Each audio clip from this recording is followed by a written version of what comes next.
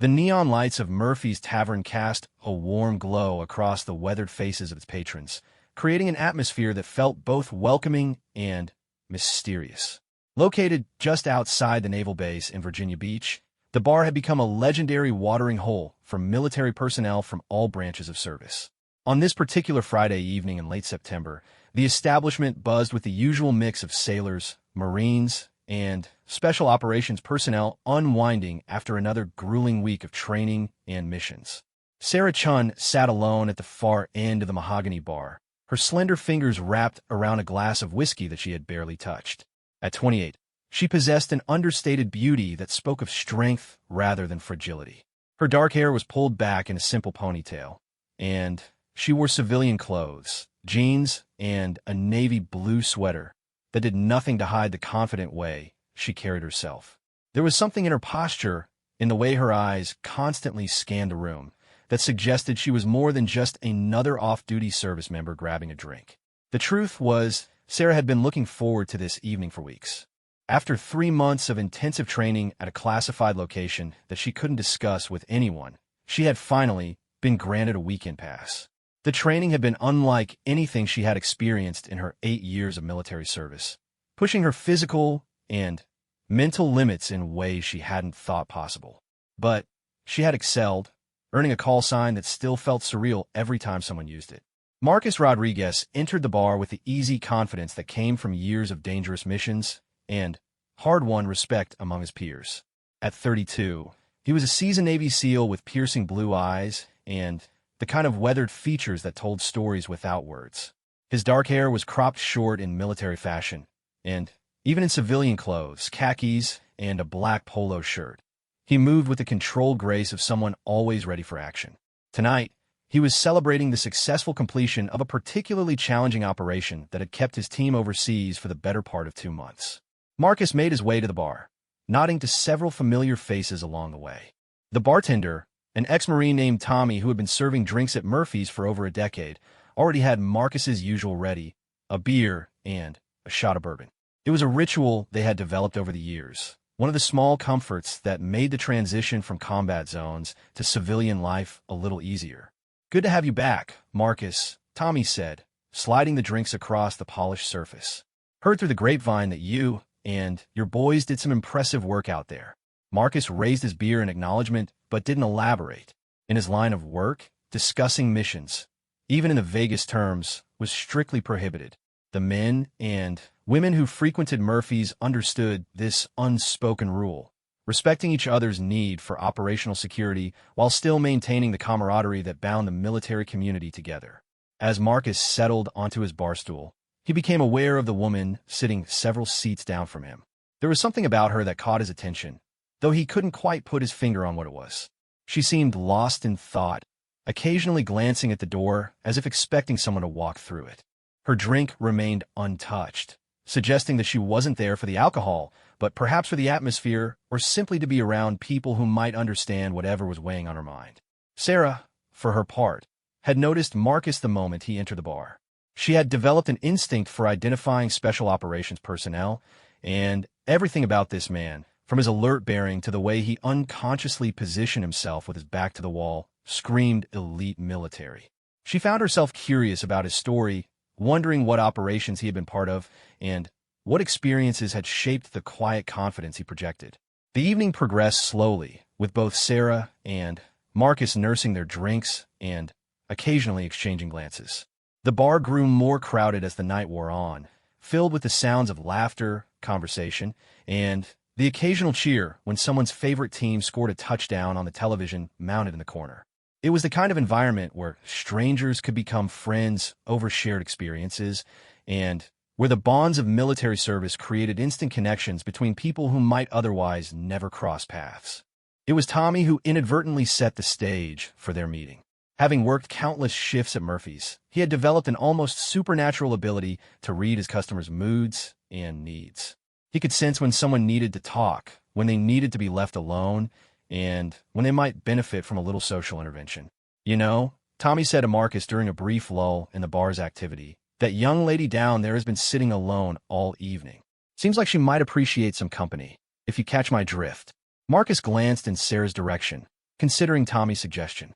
Under normal circumstances, he might have been hesitant to approach a stranger, especially in a military bar where relationships could become complicated by rank structures and professional obligations. But there was something about this particular evening, perhaps the relief of being home safe after a dangerous mission, or maybe just the comfortable atmosphere of Murphy's, that made him feel more open to taking chances. Sarah noticed Marcus approaching before he spoke, her peripheral vision having tracked his movement from the moment he stood up.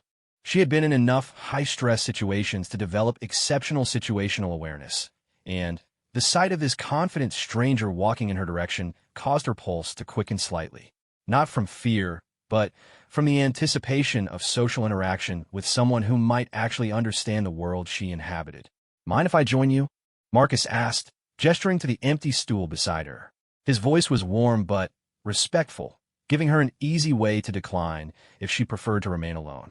Sarah looked up at him, taking in the intelligent eyes and genuine smile.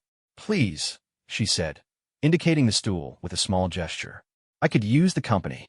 Marcus settled beside her, close enough for comfortable conversation, but not so close as to invade her personal space.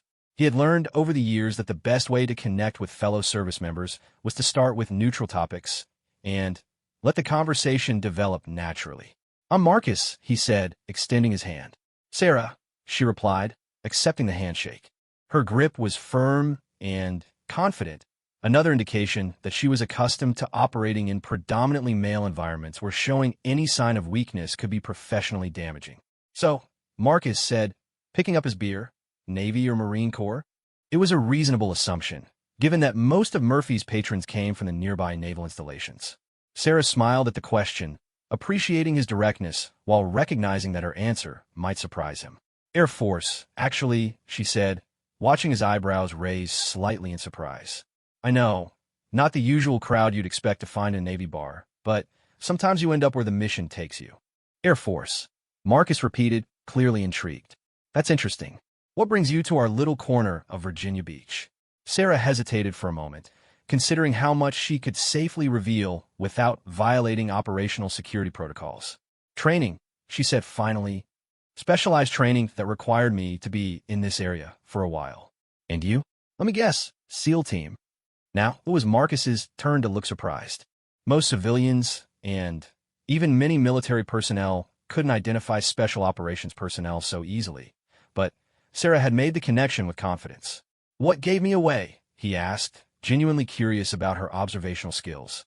"The way you carry yourself," Sarah said, taking her first sip of whiskey. "The way you positioned yourself when you sat down, how you scanned the room when you walked in.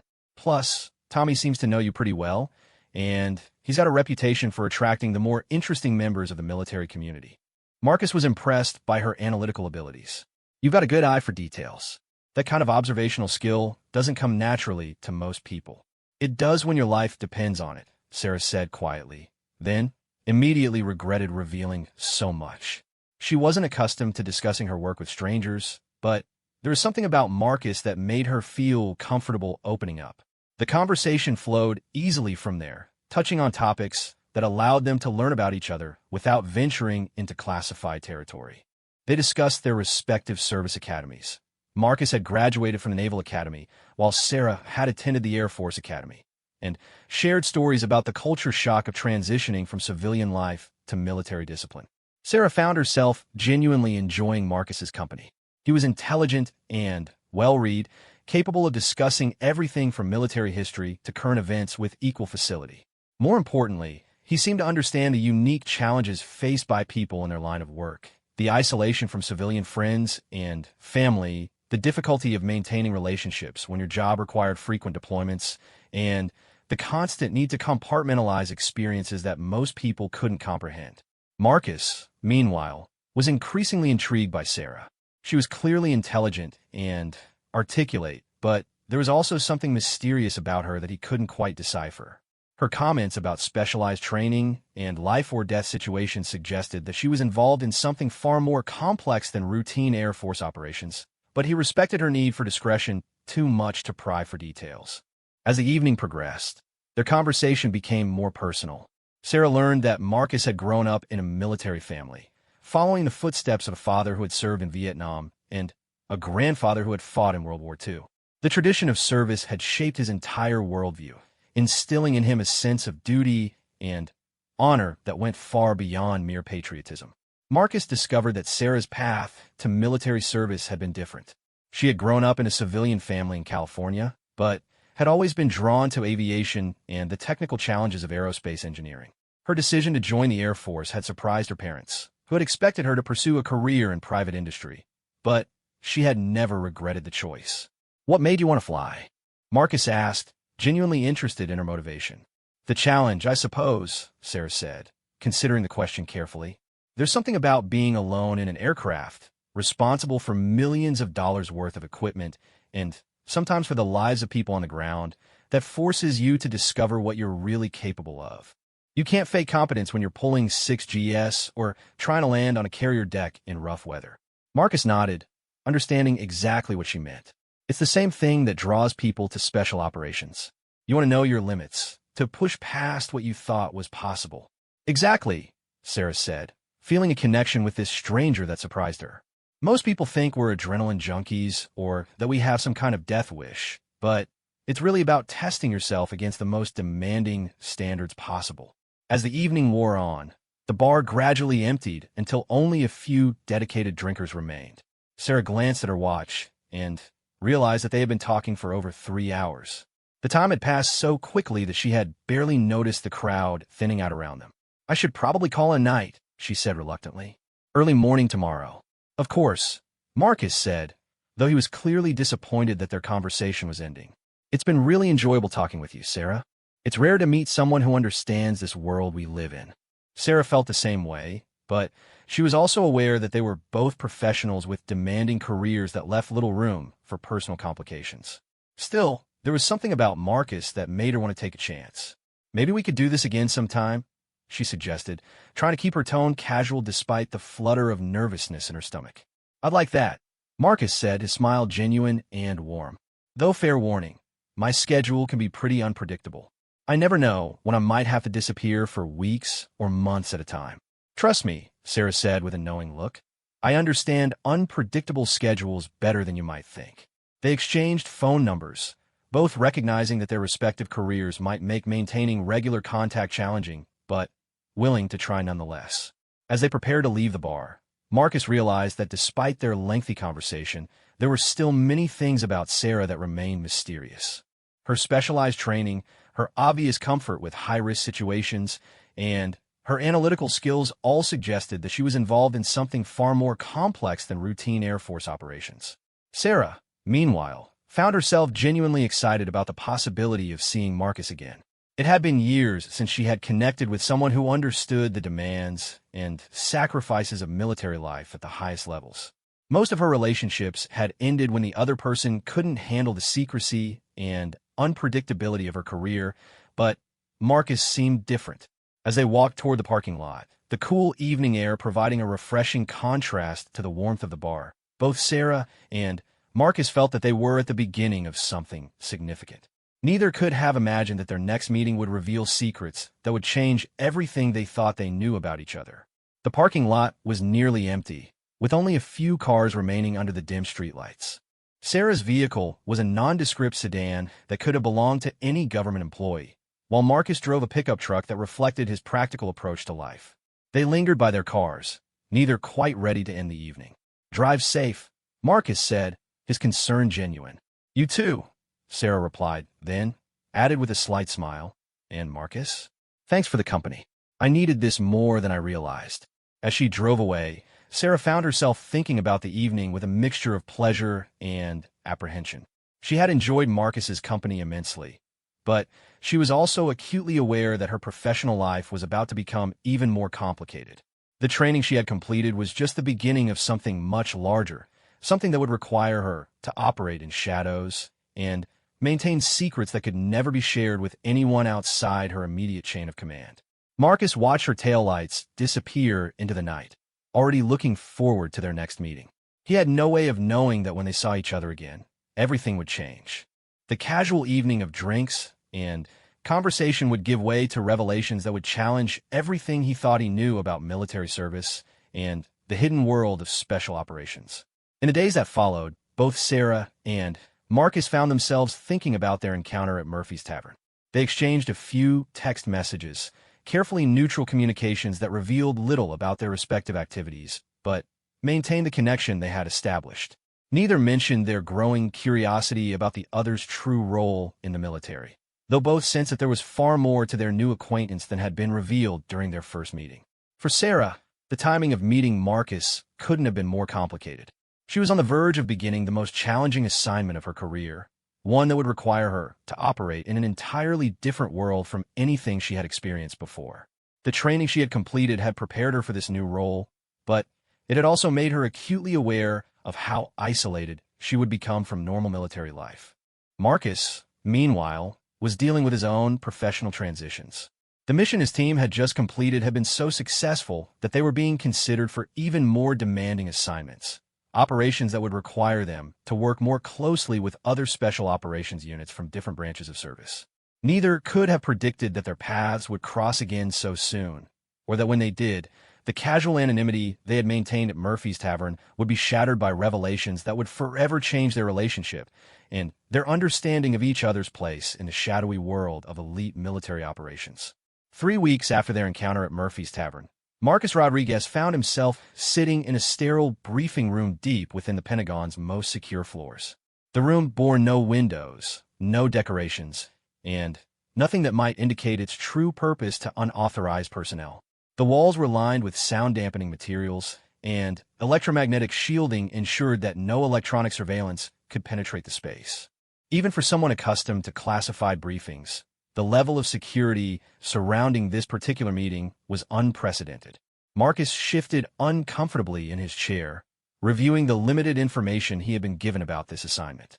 His team leader, Commander Jake Harrison, had simply told him that they were being considered for a joint operation with another special operations unit, one that operated under such deep classification that even their existence was compartmentalized beyond normal special access programs.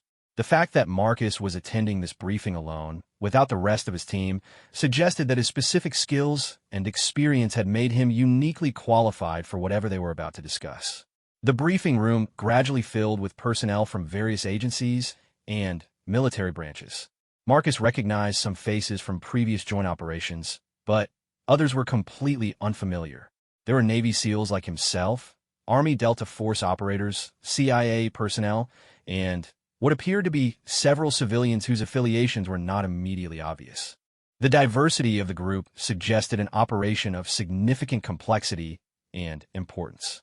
At exactly 0900 hours, a Marine Corps colonel entered the room, carrying a briefcase that was secured with multiple locks and biometric sensors. Behind him walked a woman in Air Force dress blues, whose presence immediately commanded attention. Marcus felt his pulse quicken as he recognized the figure. It was Sarah, though she appeared completely transformed from the woman he had shared drinks with 3 weeks earlier. Gone was the casual civilian attire and relaxed demeanor. In its place was a professional bearing that spoke of authority and classified responsibilities far beyond what Marcus had imagined. Her uniform bore no standard unit patches or typical Air Force insignia, only a small black tab with silver wings that Marcus didn't recognize.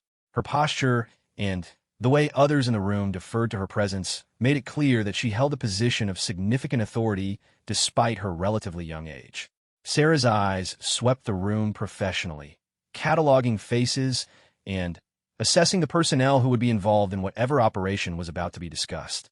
When her gaze met Marcus's, he saw a flicker of recognition followed immediately by what appeared to be resignation. It was clear that she had known this moment would come, that their chance meeting at Murphy's had been destined to become complicated by their professional lives.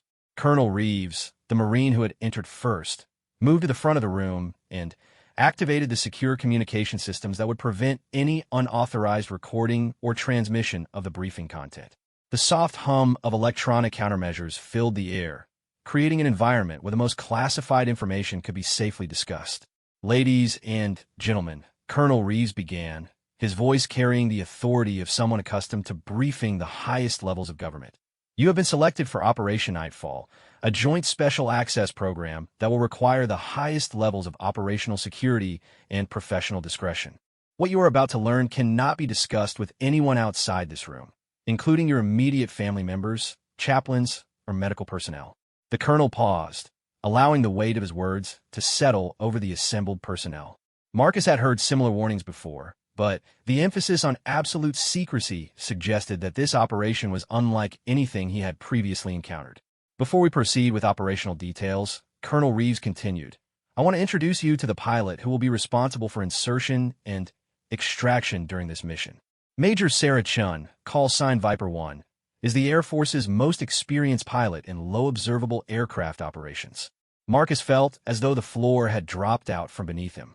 Viper 1, the woman he had been casually flirting with 3 weeks earlier, was one of the most elite pilots in the United States military, someone whose very existence was classified at the highest levels. He had heard whispers about the Viper program during his years in special operations, rumors of pilots who flew aircraft that officially didn't exist and conducted missions that would never appear in any historical record. Sarah stepped forward to address the group, her demeanor completely professional despite the personal complexity of Marcus's presence in the room. Gentlemen, she said, her voice carrying a confidence that Marcus hadn't detected during their casual conversation at Murphy's. Over the next several weeks, we'll be conducting training exercises that will prepare you for operations in denied territory using next-generation aircraft systems. As she spoke, Marcus found himself reevaluating everything he thought he knew about their previous encounter. Her keen observational skills, her comfort with high-risk situations, and her analytical abilities all made perfect sense now. She wasn't just another Air Force officer. She was part of an elite program that operated in the shadows, conducting missions that regular special operations forces couldn't access. Colonel Reeves activated a large display screen that showed satellite imagery of various locations around the world.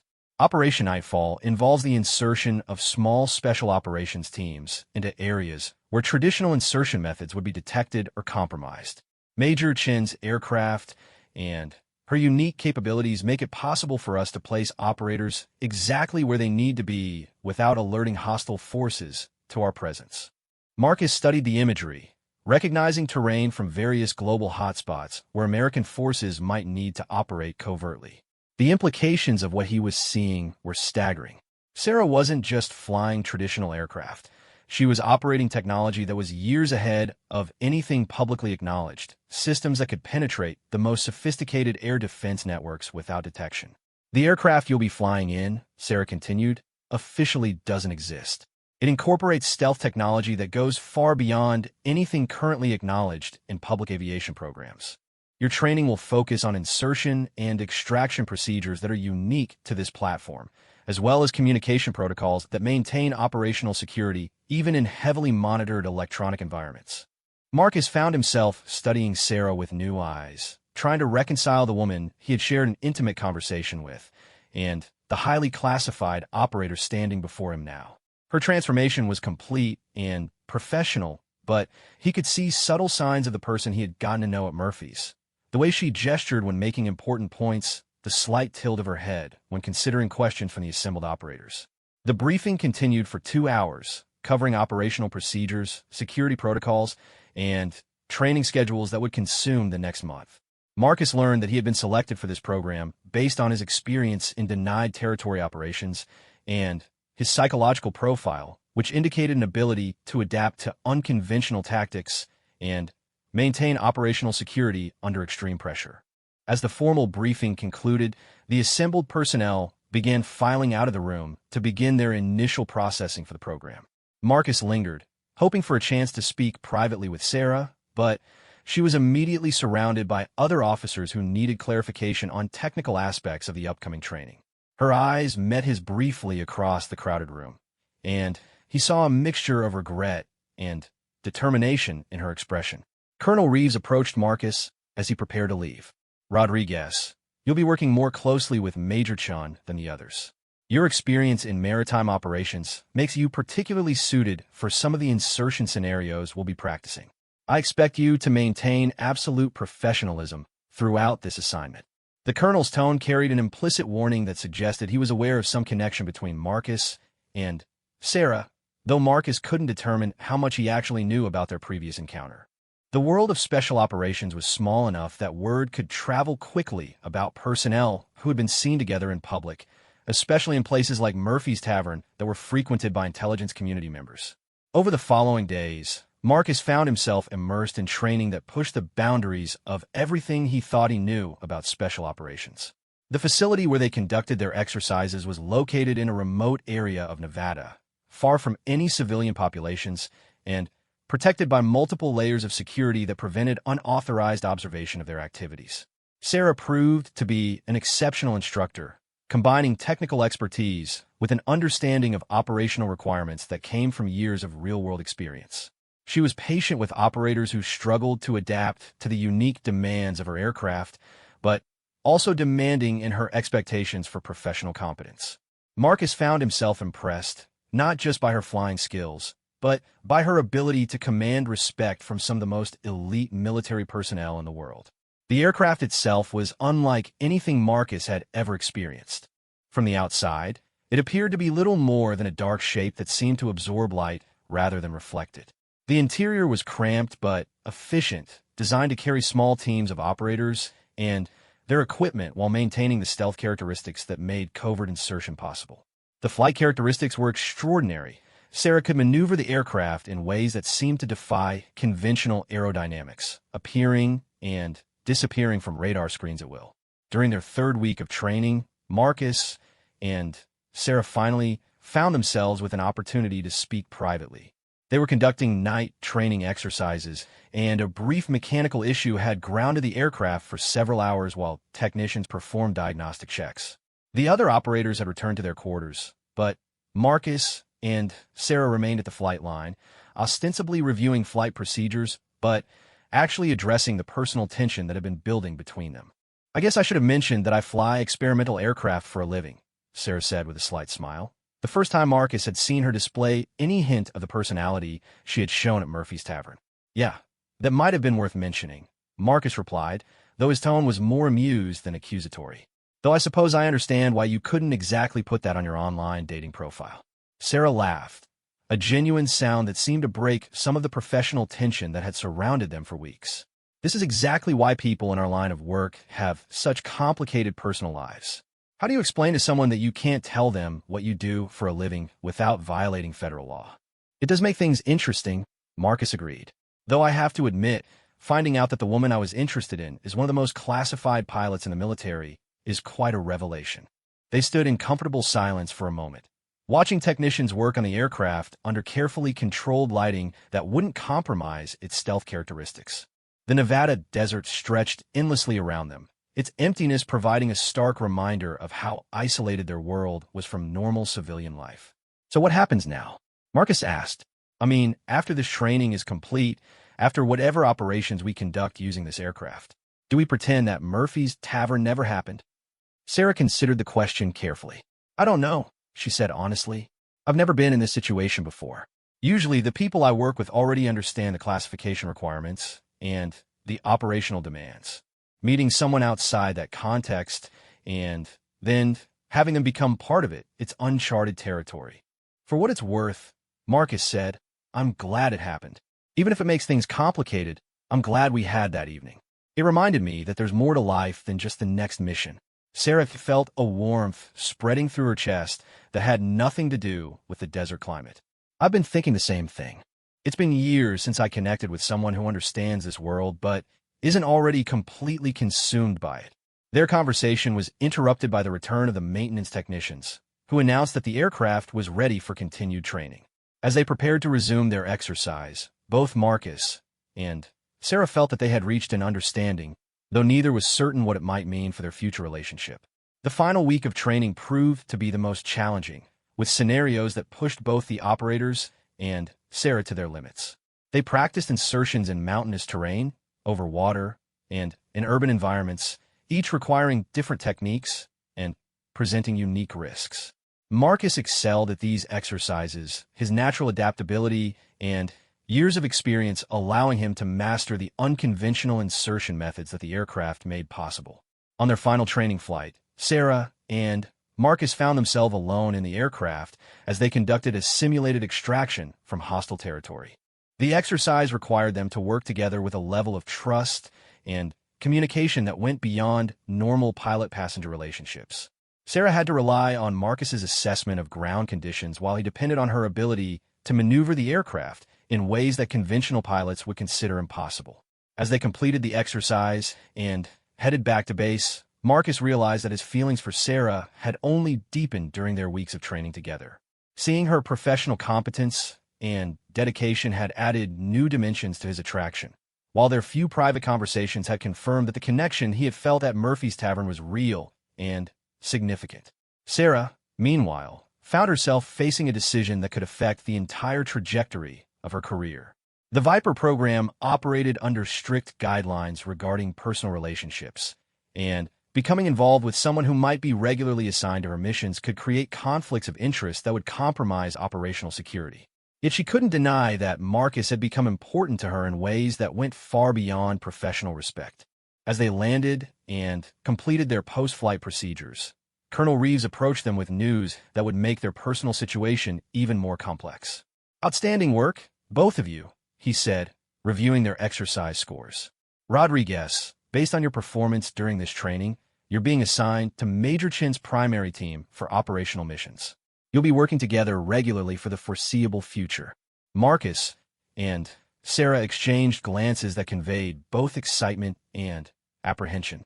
The assignment meant they would have more opportunities to develop their relationship, but it also meant navigating the complex ethical and professional challenges of maintaining personal connections within the highly classified world of special operations. That evening, as the training program officially concluded and the various operators prepared to return to their home bases, Marcus and Sarah met privately one final time to discuss their situation. They walked along a secluded path near the training facility, the vast Nevada sky overhead filled with stars that seemed impossibly bright in the absence of light pollution. "So we're going to be working together regularly," Sarah said, breaking the silence that had settled between them. "Looks that way," Marcus replied. "The question is, can we make it work? Both the professional relationship and whatever this is between us personally." Sarah stopped walking and turned to face him. "I want to try," she said quietly. "I know it's going to be complicated, and I know there are risks to both our careers if we handle it wrong. But, Marcus, I haven't felt this way about anyone in years." Marcus stepped closer, close enough to see the starlight reflected in her eyes. "Neither have I, and I think we're both professional enough to keep our personal feelings from compromising our operational effectiveness." "Are we?" Sarah asked with a slight smile. "Because I have to tell you, being alone with you in that aircraft tonight was pretty distracting." Marcus laughed, feeling some of the tension ease between them. "Well, we'll just have to learn to manage those distractions. I have a feeling our first real mission together is going to test everything we think we know about maintaining professional boundaries." As they resumed walking, both Marcus and Sarah felt that they were crossing a threshold that would define the next chapter of their lives. They had found something rare and valuable in each other, but they had also committed to pursuing it within the constraints of careers that demanded absolute discretion and unwavering focus on national security objectives. The training program had taught them to work together effectively in high-stress operational environments, but their real education was just beginning. Soon, they would face their first mission together, an assignment that would test not only their professional skills, but also their ability to maintain the delicate balance between personal feelings and operational requirements in a world where the slightest mistake could have catastrophic consequences. 6 months after completing their joint training program, Marcus and Sarah found themselves preparing for their first operational mission together.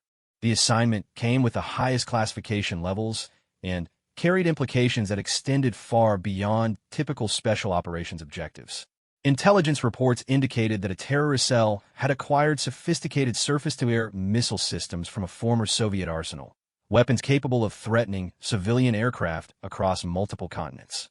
The location of these weapons, hidden in a remote mountain compound in a politically unstable region, made conventional military approaches impossible.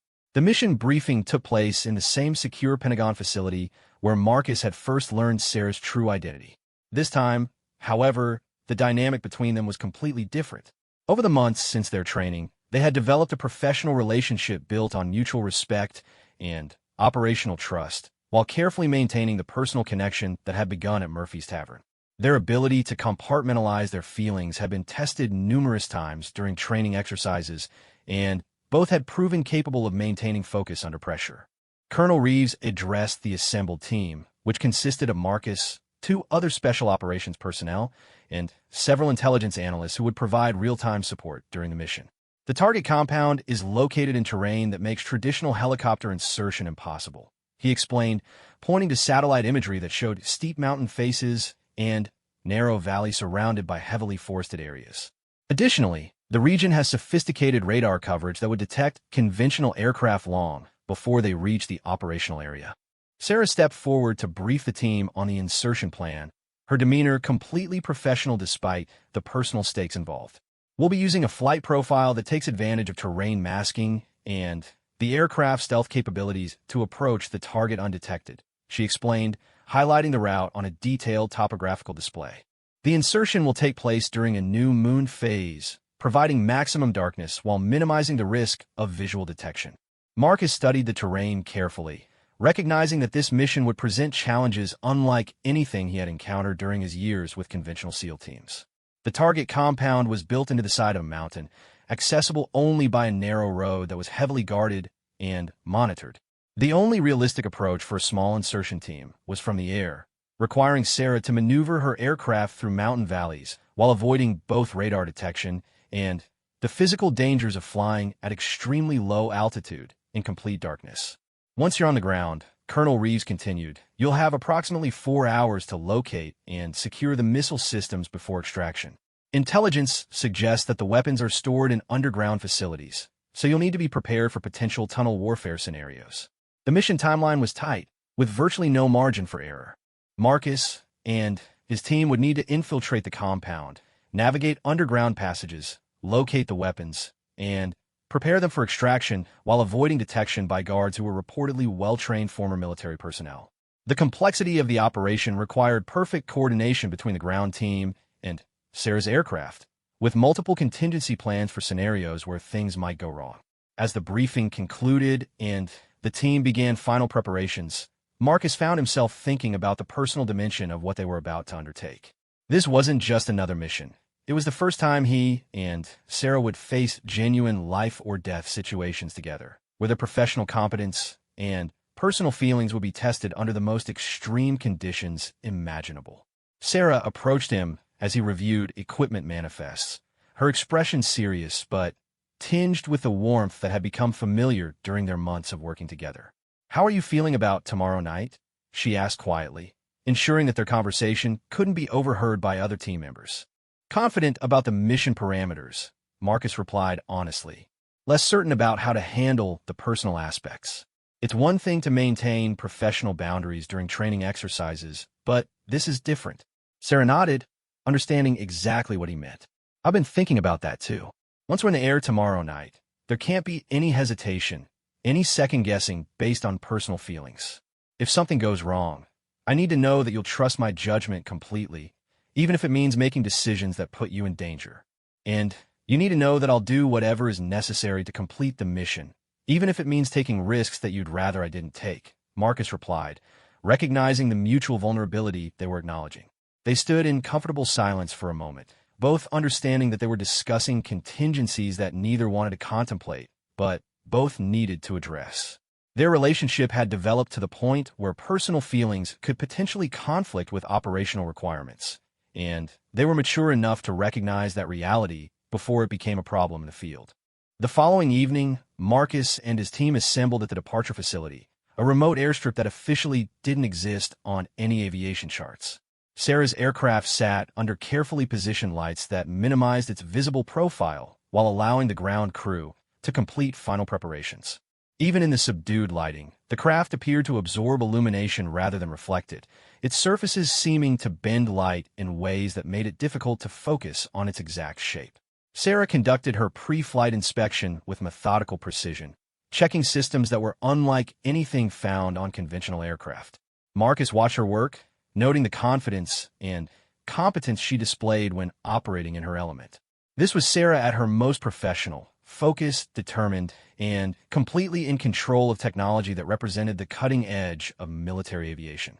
As the team boarded the aircraft, Marcus felt the familiar mix of anticipation and nervousness that preceded high-risk operations. But this time, there was an additional layer of complexity created by his feelings for Sarah. He found himself hyper-aware of her presence in the pilot's seat, conscious of her breathing and the quiet efficiency with which she manipulated the aircraft's controls. The takeoff was unlike anything Marcus had experienced during training. Sarah lifted the aircraft into the night sky with movements so smooth and controlled that it felt more like riding in an elevator than flying in a military aircraft. Within minutes, they were racing through darkness at speeds that seemed impossible for something so silent and maneuverable. Navigation through the mountain valleys required split-second timing and perfect spatial awareness. Sarah flew the aircraft through gaps between peaks that appeared impossibly narrow, using terrain-following radar and night vision systems to avoid obstacles that would destroy conventional aircraft. Marcus found himself holding his breath during some of the more challenging portions of the flight, not from fear of Sarah's abilities, but from appreciation for the incredible skill required to navigate such treacherous terrain. 2 minutes to insertion, Sarah announced over the internal communication system, her voice calm and professional despite the extreme conditions. Weather at the target is clear, no unexpected radar activity detected.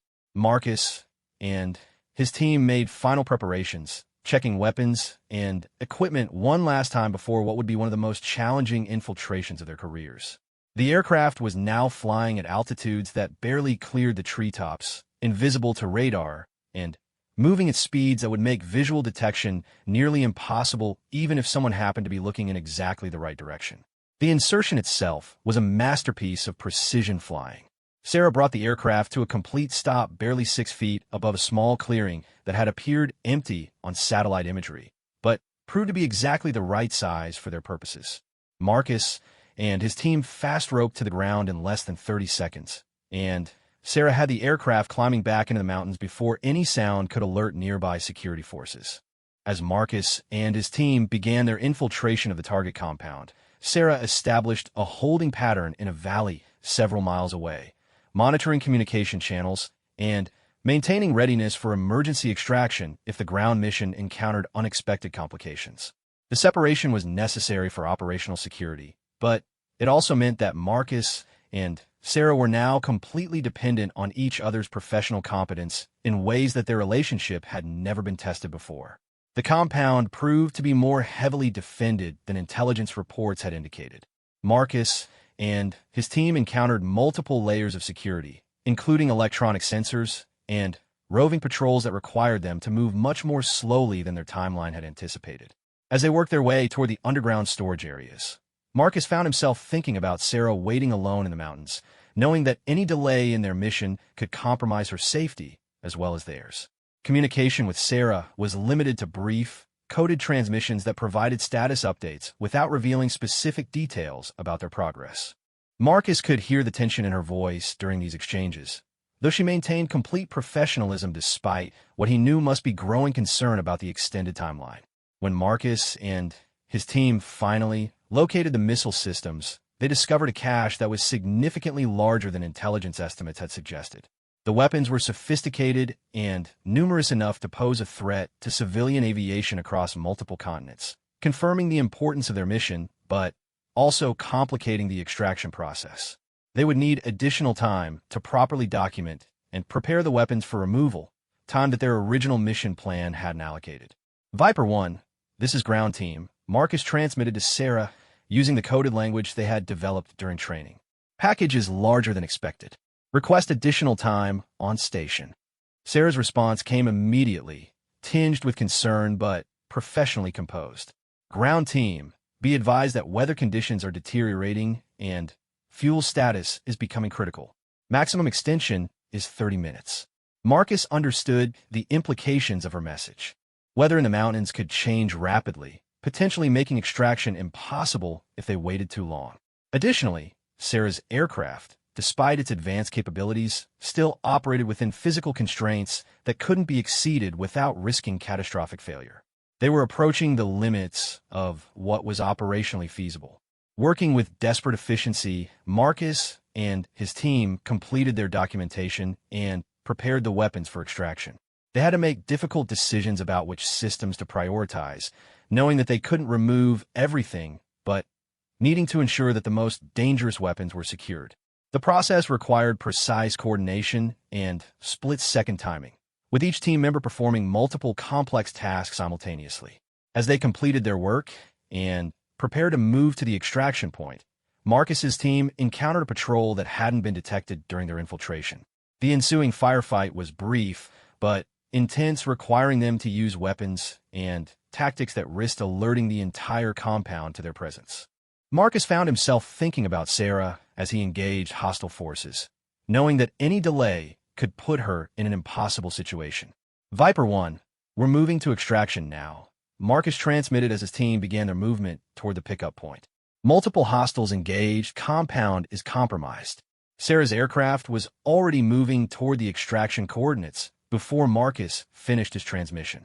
She had been monitoring the situation and preparing for emergency extraction procedures, ready to risk her own safety to ensure her team's survival. As she flew through deteriorating weather conditions toward the compound, Sarah felt the weight of responsibility that came with being the only means of escape for people she cared about both professionally and personally. The extraction proved to be the most challenging portion of the mission. Sarah had to bring her aircraft into a confined area while hostile forces were actively searching for Marcus's team, using every stealth capability at her disposal to avoid detection while providing a stable platform for fast rope recovery. The weather had deteriorated to the point where visibility was severely limited, requiring her to rely on instruments and night vision systems while maneuvering in terrain that left no room for error. Marcus and his team reached the extraction point just as Sarah's aircraft appeared above them, seemingly materializing out of the darkness like a mechanical ghost. The recovery process required perfect timing and coordination, with each team member ascending the rope while Sarah fought to maintain position in increasingly difficult weather conditions. As the last team member was recovered and Sarah began climbing away from the compound, they could see lights beginning to appear throughout the facility as security forces realized they had been infiltrated.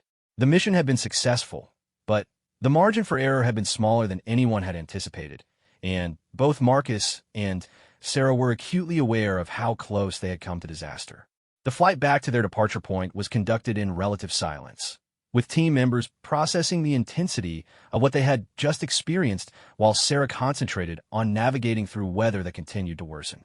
Marcus found himself studying her profile in the cockpit lighting, noting the intense concentration she maintained despite what must have been physical and mental exhaustion from the demanding flight conditions. Only after they had landed safely and begun their mission debriefing did Marcus and Sarah have an opportunity to process the personal dimensions of what they had experienced together. They had successfully completed one of the most challenging missions either had ever undertaken, but they had also discovered that their personal relationship added layers of complexity to operational situations that they were still learning to navigate. How did it feel? Sarah asked Marcus during a brief private moment after the official debriefing had concluded. Terrifying and exhilarating, Marcus replied honestly, but probably not for the reasons you'd expect. The mission itself was challenging, but manageable. What scared me was realizing how much I was thinking about you during the firefight, how the possibility of not making it to extraction affected me differently because I knew what it would mean to you personally. Sarah nodded, understanding exactly what he meant. I felt the same way when I heard gunfire over the radio. It wasn't just professional concern about team safety. It was personal fear about losing someone who had become important to me. They had successfully completed their first operational mission together, proving that they could maintain professional effectiveness while managing personal feelings. But they had also discovered that their relationship was evolving in ways that would continue to challenge their ability to balance emotional attachments with operational requirements in one of the most demanding careers imaginable. As they prepared to return to their respective bases for debriefing and recovery, both Marcus and Sarah felt that they had crossed another threshold in their relationship. They had tested their professional partnership under extreme conditions and emerged stronger, but they had also acknowledged that their personal connection was becoming deeper and more complex with each shared experience. The mission had been successful by every measurable standard, but it had also raised questions about how their relationship would continue to evolve and what challenges they might face as they took on even more demanding assignments in the future. They were no longer just two people who had met in a bar and discovered an attraction. They were operational partners whose personal and professional lives were becoming inextricably intertwined in ways that would define the remainder of their military careers. 18 months after their first mission together, Marcus and Sarah had developed into one of the most effective special operations partnerships in their respective services. They had completed 7 successful missions across 3 continents, each operation building upon their professional trust while deepening their personal connection. Their ability to operate seamlessly together had become legendary within their small, classified community, earning them assignments that other teams couldn't handle. However, their relationship had also attracted attention from security personnel whose job was to identify potential vulnerabilities within special access programs. The intersection of personal relationships and highly classified operations always created concerns about operational security, divided loyalties, and the possibility that emotional attachments might compromise professional judgment during critical moments. The scrutiny became official when Marcus and Sarah were summoned to separate meetings with investigators from the Defense Security Service. Both interviews took place on the same day in different locations, a coordinated effort to compare their responses and assess whether their personal relationship posed any security risk to their ongoing operations. Marcus found himself sitting across from Agent Patricia Morrison, a career security professional whose reputation for thoroughness was matched only by her ability to detect deception in even the most highly trained personnel. The interview room was sterile and intimidating, designed to create psychological pressure that might reveal information that wouldn't emerge under normal circumstances.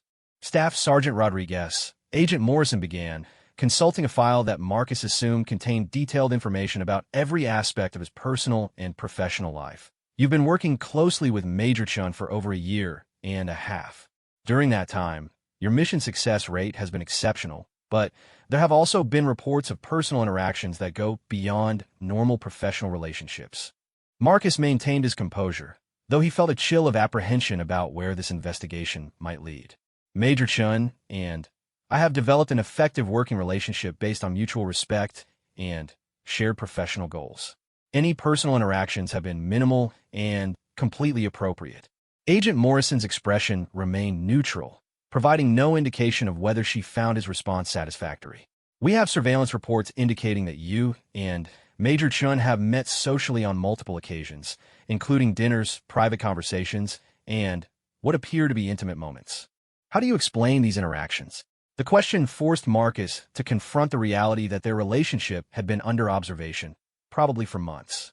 The knowledge that their private moments had been monitored and documented created a sense of violation that was difficult to suppress, but he recognized that this level of scrutiny was part of the world they had chosen to inhabit. Major Chun and I have occasionally socialized in appropriate settings, Marcus replied carefully. We've never discussed classified information outside of secure facilities, and our personal interactions have never interfered with our operational effectiveness.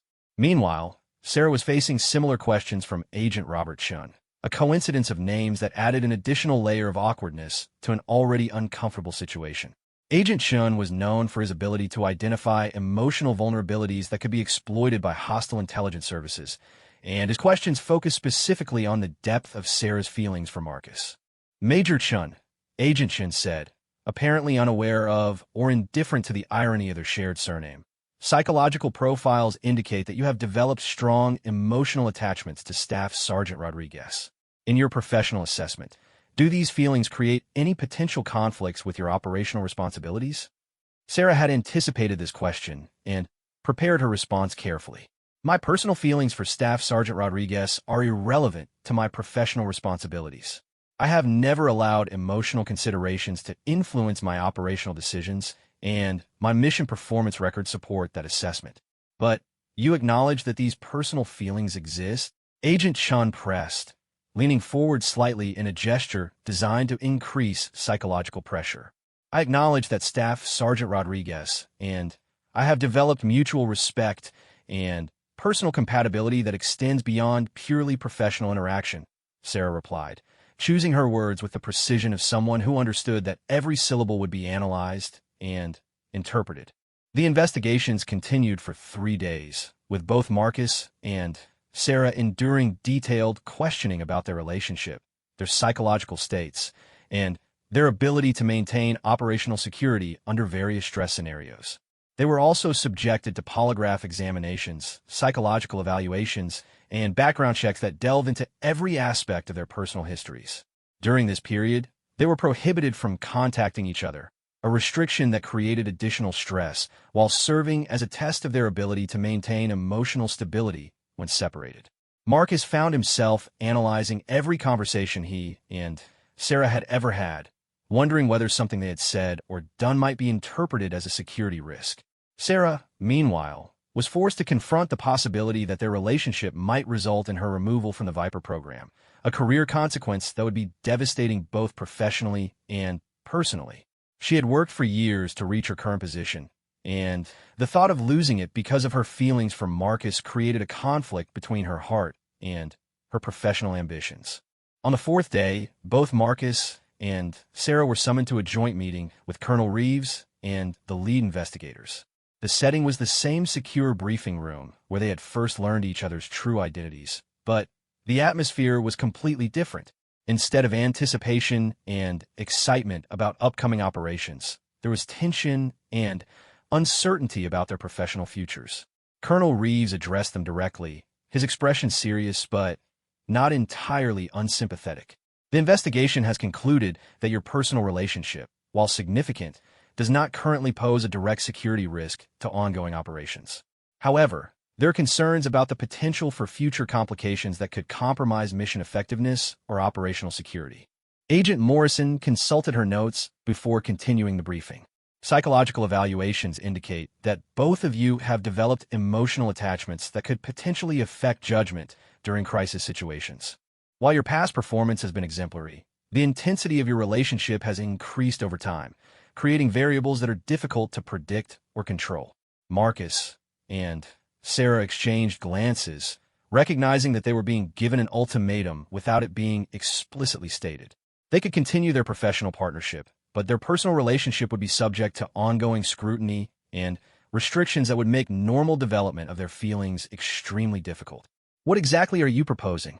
Sarah asked, her voice steady despite the emotional turmoil she was experiencing. Colonel Reeves leaned forward, his expression indicating that this decision had been carefully considered at the highest levels of their respective services. "You have three options. First, you can agree to terminate your personal relationship and continue working together on a purely professional basis. Second, one of you can request reassignment to other duties, allowing your personal relationship to develop without operational complications. Third, you can continue both your professional and personal relationships under enhanced security protocols that will monitor and restrict your interactions both on and off duty."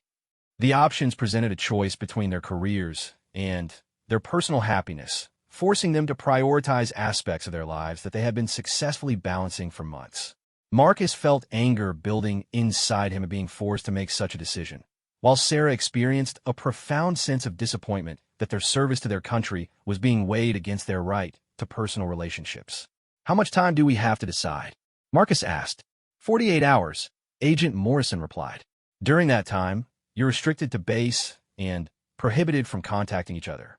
We want your decisions to be made independently, without consultation or mutual influence." The next 2 days were among the most difficult either Marcus or Sarah had ever experienced. They were forced to examine their feelings, their career priorities, and their long-term goals while isolated from the person whose opinion mattered most to them. Both spent hours walking around their respective bases, thinking about the implications of each option and trying to determine what choice would be best for their individual futures. Marcus found himself torn between his deep feelings for Sarah and his commitment to his military career. The special operations community was small and tightly knit, and he knew that any decision he made would affect not only his own future, but potentially Sarah's as well. The possibility of requesting reassignment would mean leaving work that he found both challenging and meaningful, while agreeing to enhanced monitoring would mean accepting a level of surveillance that felt fundamentally incompatible with personal freedom. Sarah faced similar conflicts, but with the additional complication that her position in the Viper program was even more specialized and difficult to replace. There were only a handful of pilots qualified for her type of operations, and leaving the program would mean abandoning years of training and experience that couldn't be easily transferred to other assignments. At the same time, the thought of ending her relationship with Marcus to protect her career felt like a betrayal of something that had brought genuine happiness into a life that was otherwise dominated by secrecy and isolation. On the morning of the deadline, Marcus and Sarah were brought back to the briefing room to announce their decisions. Neither knew what the other had chosen, and both were prepared for the possibility that their choices might not be compatible. The tension in the room was palpable as they took their seats across from the panel of investigators and military leadership. Colonel Reeves asked Sarah to announce her decision first. She looked directly at Marcus as she spoke, her voice clear and determined. "I've decided to continue both my professional duties and my personal relationship with Staff Sergeant Rodriguez, regardless of the enhanced monitoring requirements. My feelings for him don't compromise my professional effectiveness, and I'm willing to prove that under whatever surveillance conditions are deemed necessary." Marcus felt a surge of relief and admiration for Sarah's courage in making such a declaration. When asked for his decision, he responded with equal determination. "I agree with Major Chen's assessment. Our personal relationship enhances rather than detract from our professional effectiveness, and I'm confident we can maintain operational security while continuing to develop our personal connection." The panel exchanged glances, clearly having anticipated this response, but still needing to process its implications. Agent Morrison consulted her notes one final time before addressing them both. "Very well. You'll continue your operational partnership under enhanced security protocols that will monitor your communications, restrict your movements during off-duty periods, and require regular psychological evaluations to assess any changes in your relationship dynamics.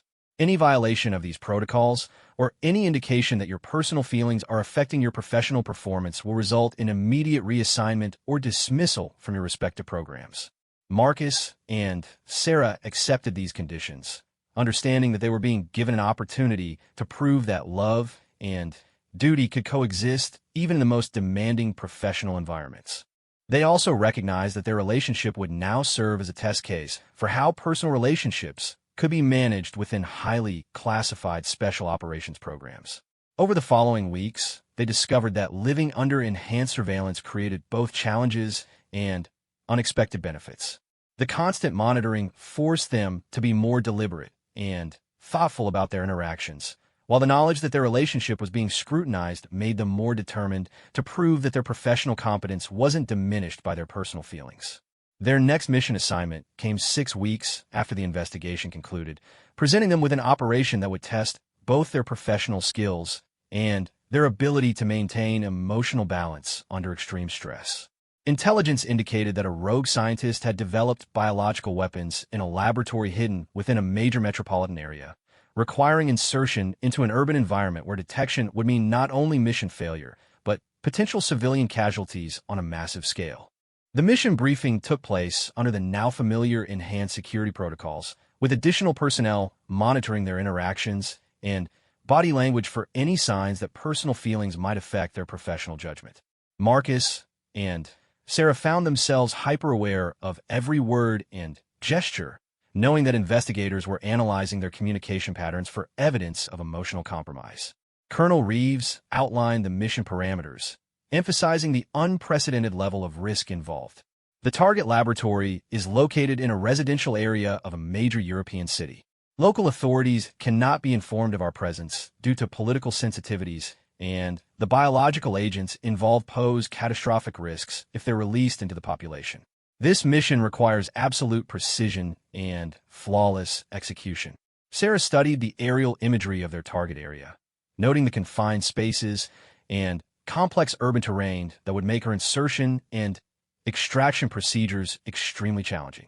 The aircraft will have to operate within a major metropolitan airspace without detection by civilian air traffic control or military radar systems. We'll be flying through corridors that are normally used by commercial aviation, requiring precise timing to avoid conflicts. Marcus reviewed the ground infiltration requirements, recognizing that the urban environment would present unique challenges for his team. Security at the laboratory includes both private guards and local law enforcement who patrol the area regularly. We'll need to time our entry perfectly to avoid detection while ensuring we can complete our mission within the narrow window available for extraction. The mission was scheduled to take place during a major international summit being held in the same city, an event that would provide both cover for their presence and additional complications due to enhanced security throughout the metropolitan area. The timing was critical. They would have only one opportunity to access the laboratory before the scientists relocated to a more secure facility.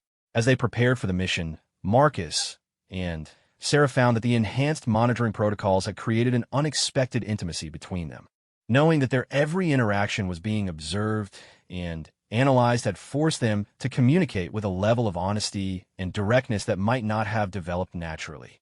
They had learned to express their feelings and concerns openly while maintaining the professional distance required by their circumstances. The night before the mission, during one of their final preparation sessions, Sarah found herself thinking about how their relationship had evolved under such unusual circumstances. Do you ever wonder what we might have been like as a couple if we'd met under normal circumstances? She asked Marcus during a brief moment when they weren't being directly observed. Sometimes, Marcus replied honestly, but then I think about everything we've been through together, all the challenges we've faced and overcome, and I realize that normal circumstances probably wouldn't have created the kind of bond we have now. As they prepared for what could be their most dangerous mission yet, both Marcus and Sarah understood that they were about to face the ultimate test of their ability to balance personal feelings with professional responsibilities. The stakes were higher than ever before, and any mistake could result in consequences that extended far beyond their own lives. Yet they also felt more confident in their partnership than ever before, having proven to themselves and their superiors that love and duty could coexist even in the most demanding circumstances imaginable. 2 years had passed since Marcus and Sarah's relationship had been scrutinized by security investigators, and their professional partnership had only grown stronger. They had completed 12 successful missions together, each operation proving that their personal connection enhanced rather than compromised their effectiveness. The enhanced monitoring protocols had gradually been relaxed as they demonstrated consistent professionalism and operational excellence under the most demanding circumstances. On this particular evening, they found themselves back at Murphy's Tavern for the first time since their initial encounter 3 years earlier.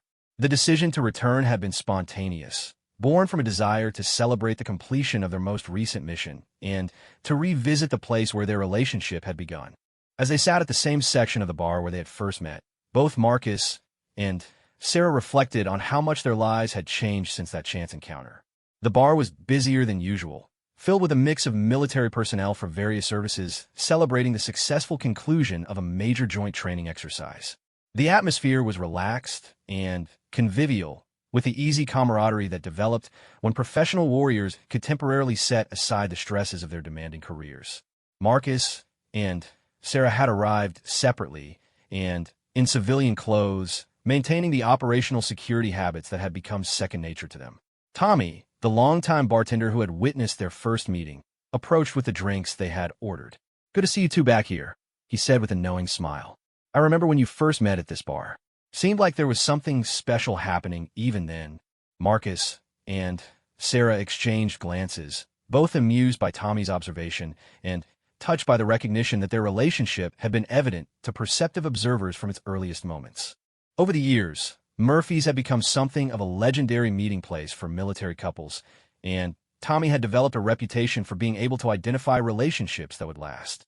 "You've got a good memory," Sarah said, raising her glass in acknowledgement of Tommy's comment. "That evening seems like a lifetime ago."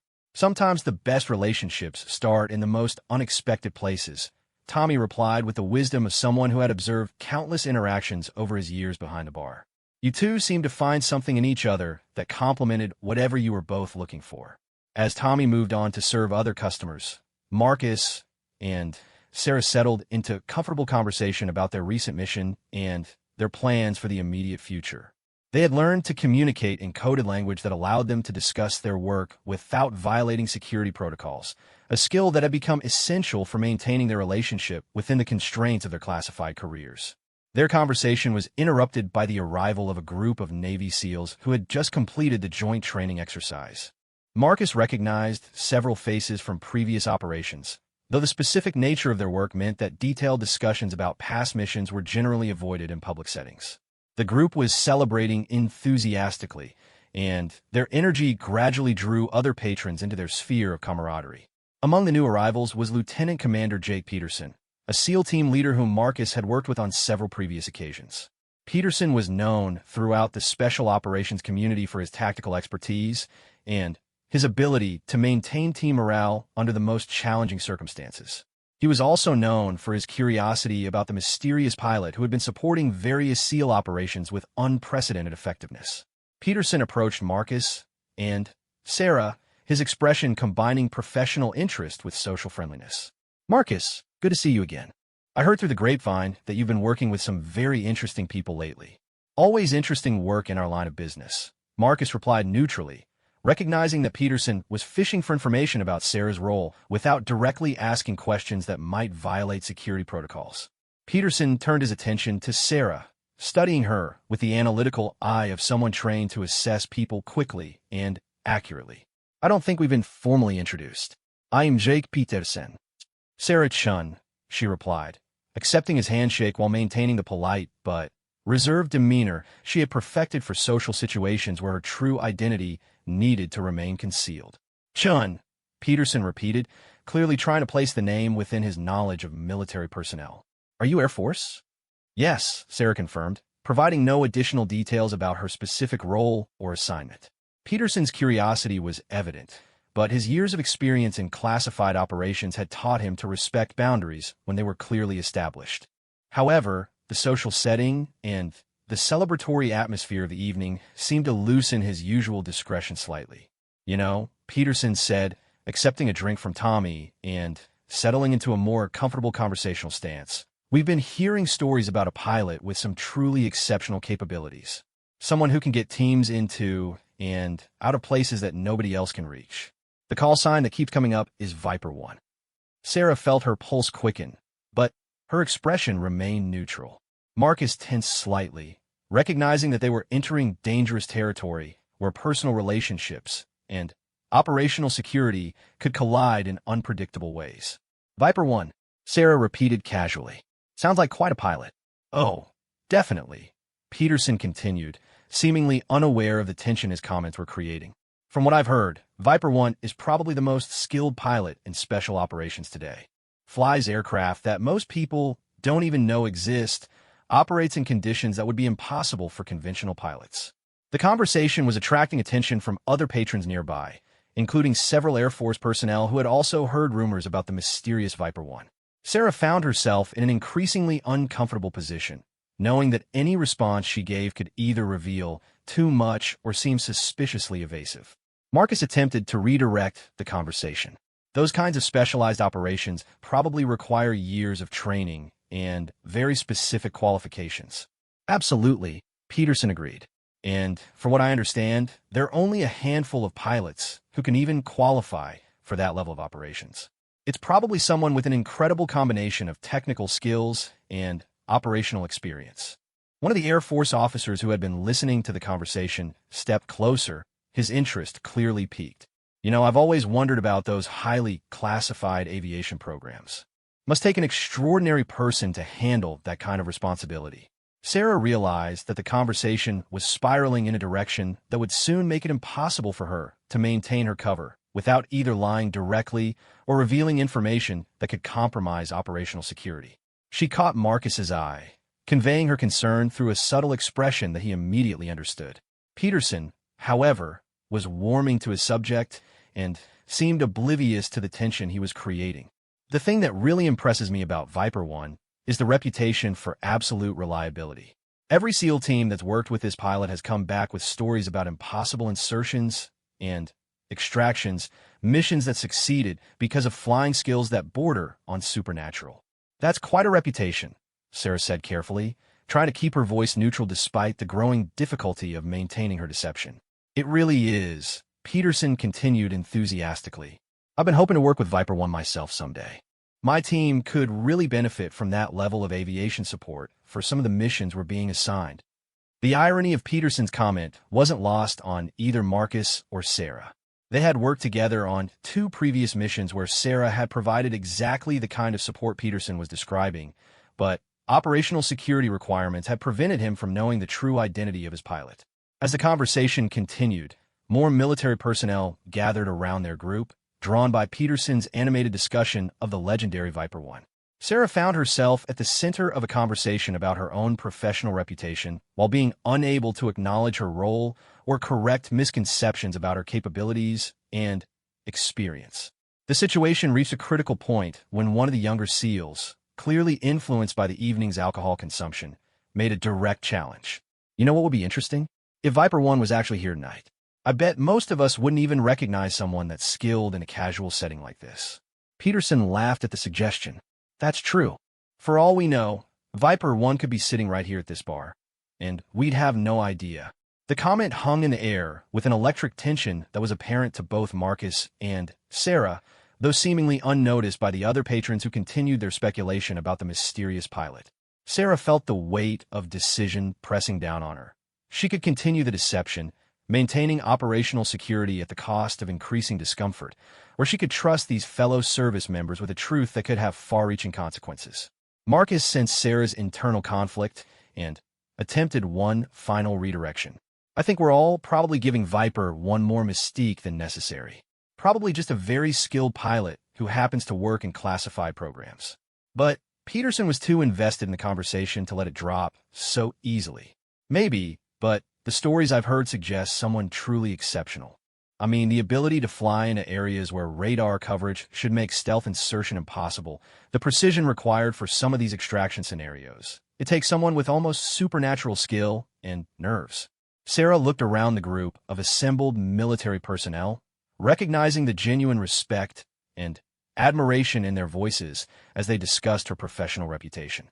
These were people who understood the demands and dangers of special operations, who could appreciate the technical and personal challenges involved in the kind of flying she did regularly. The realization that her work had earned such recognition from her peers created a sense of professional pride that momentarily overcame her security concerns. You know, Sarah said quietly, her voice cutting through the ambient noise of the bar with unexpected clarity. Sometimes the people you're looking for are closer than you think. Peterson looked at her with increased interest, sensing that her comment carried more weight than casual conversation. What do you mean? Sarah felt Marcus's hand gently touch her arm, a subtle warning about the direction the conversation was heading. But she also saw in his eyes a recognition that this moment had been building for months, perhaps years, and that maintaining their secret was becoming more difficult than acknowledging it. I mean, Sarah continued, meeting Peterson's gaze directly, that Viper 1 might not be as mysterious as everyone thinks. The group around them fell quiet, sensing that something significant was being revealed. Peterson studied Sarah more carefully, his analytical mind beginning to process details he had previously overlooked. Her confident bearing, her familiarity with military terminology, her comfort in discussing aviation matters with exceptional precision. Are you suggesting? Peterson began, then stopped as the implications of her comment began to register. Sarah took a deep breath, knowing that her next words would permanently change the dynamics of their social and professional relationships. My call sign is Viper 1. The silence that followed her declaration was profound, broken only by the ambient sounds of the bar's other patrons who remained unaware of the revelation taking place in their midst. Peterson stared at Sarah with a mixture of disbelief and dawning recognition, while the other military personnel processed the fact that the legendary pilot they had been discussing was sitting among them. Marcus watched the group's reaction carefully, ready to intervene if Sarah's revelation created problems that could affect their operational security. But what he saw was primarily amazement and respect, the response of professional warriors who recognized exceptional competence regardless of its source. Peterson was the first to break the silence. "You're Viper 1, he said, not as a question, but as a statement requiring confirmation. "Yes," Sarah replied simply.